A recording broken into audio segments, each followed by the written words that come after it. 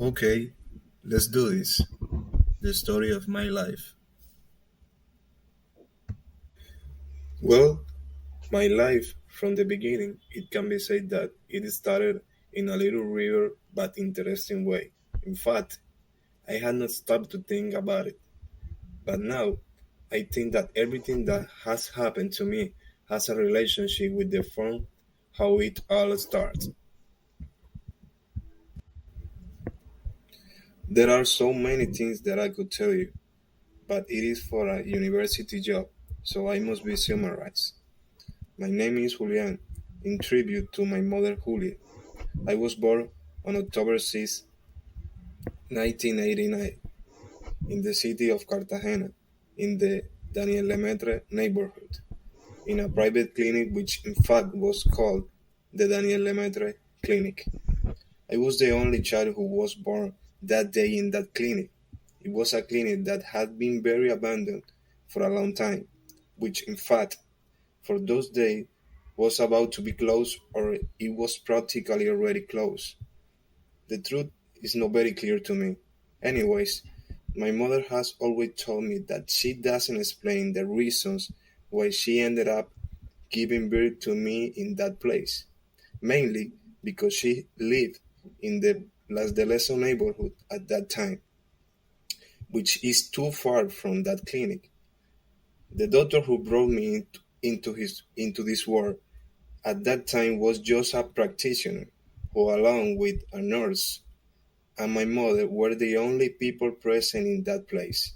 Fortunately, there were no complications and everything went very fast. About 5 years later, everything became complicated for my parents. They entered in a very difficult economic crisis. My mother was just beginning to work as a teacher and they stopped paying her salary.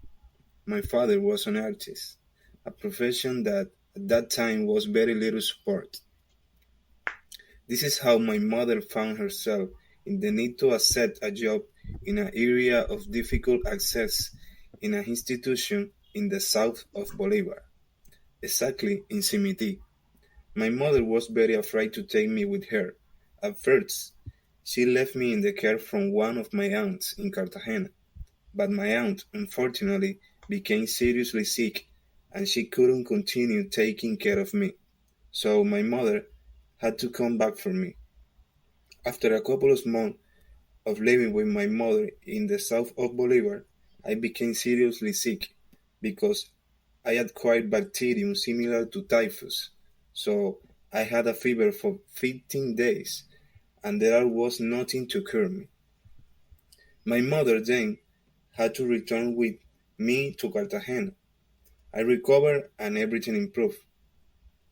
However, she had to return to her work and it was risky to return with me to that place. So she decided to leave me living in a school under the care of a teacher who had close friendship with her. This because I didn't have a family member available who could take care of me. This is how a new stage of my life began, which was very complicated and difficult for me. I was just a small child, and it was very difficult to assimilate the idea of living without my mother. In addition to that, unfortunately, those first years of my life, I didn't have much attention from my father, who, however, a few years later would become an attentive and dedicated father. But well, about that history, if I have time, I will try to tell it later. If I could label this part of my life, I would call it don't mess with me, I don't trust anyone. I was rebellious, stubborn, and very conflictive child. To summarize, I was always sowing chaos and was involved in all kinds of problems. For my teacher, it was not easy to deal with me. Let's say that I guess I marked a difficult stage in her life. How I would like to see her again and say, I am very sorry, teacher. Forgive me for everything I put you through. I love you. You know, I think she was like a second mother to me. But like all history, everything at some point had to improve. And that was how a few years later my mother was able to return to her previous job in an area that was also difficult to access, but this time it was an area closer to Cartagena. It was Santa Ana on the island of Baru, and I was more or less a boy of 10 or 11 years old. For that reason, I saw my mother again. But the problem of not having someone who could take care of me continued. It was then that I would start a new adventure in which I had to move with my mother every day on a ferry that connected with two places and then in a canoe in order to reach the island, since at that time it was the only way to get there. It was a less sad stage for both, but however, somewhat chaotic. To say in some way, each day brought with it a new experience or a strange event different from the previous day. Now that I think about it, I think for my mother it was more complicated time, as I was just a child and didn't have a dimension or wasn't so aware of the amount of complication we were going through. So I looked to me more like a walk to the beach every day. With the figure of my mother again in my life, I became a more self-confident child who didn't have the desperate need to attract attention. It was then that I began to have a giant change in my personality. Let's say that I became almost everything the opposite of what I was before. My mother's students became my other family. And I think that because I was the only child among them, I became something like their pet. In general, I think it was a happy time. The years went by. My mother and I were able to return to Cartagena completely, and I continued to grow as a very calm, disciplined, and talented teenager in some aspects, who had his mother full of pride.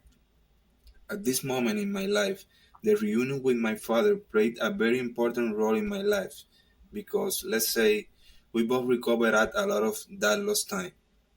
Things happened such as the birth of my brother Francisco, named like that in tribute to our father. The arrival of my brother, without realizing it, was an event that restored a little that stability that my mother and I needed at some point. Let's talk a little about my father. He was a good guy, with mistakes, but full of love. In his desperation to be part of my life again, he tried to motivate me in sports and in art. I had plenty of talent, but I never wanted to explore it. In those years, I was trying many things and discovering my hobbies and passions. In general, I had a quiet adolescence. Academically, I was an outstanding student. I did half of my high school at John F. Kennedy School and the rest in Confamiliar School. I graduated with honors. It can be said that at that time, for that and for some other reasons, I made people around me happy. Well, I think I am expanding. To conclude, let's talk a little about what happened in the following years and something about what is happening to me now.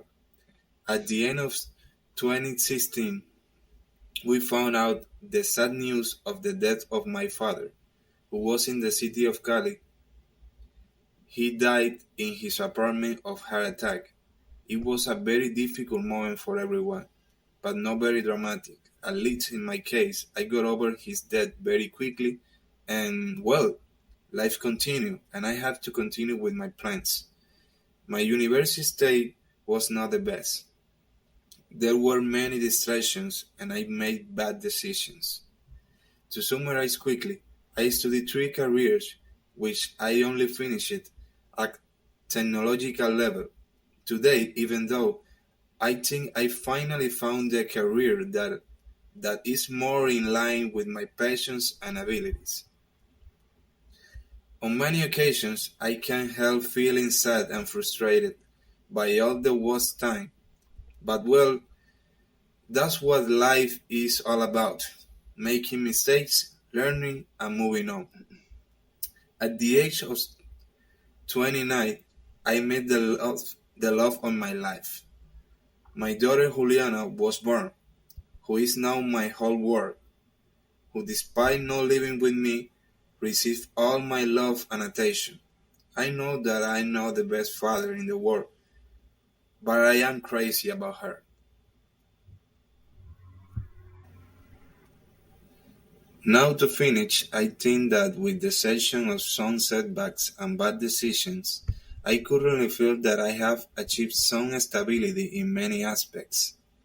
Even though I omitted many histories and experiences, with this summarized history of my life, whoever listened to it, although is not a big deal, it will surely remove some fiber or will feel identified by the moral or teaching I have just left without realizing it, which I think basically consists in that life is a road full of obstacles, and that despite the mistakes, no matter how many, this is always there is always opportunity and time to resurface. Be happy, do not complicate yourself, and as someone once told me, take it easy, boy. We spend more time dead than alive. So take advantage of every moment of your time on the planet. And remember that life is a countdown.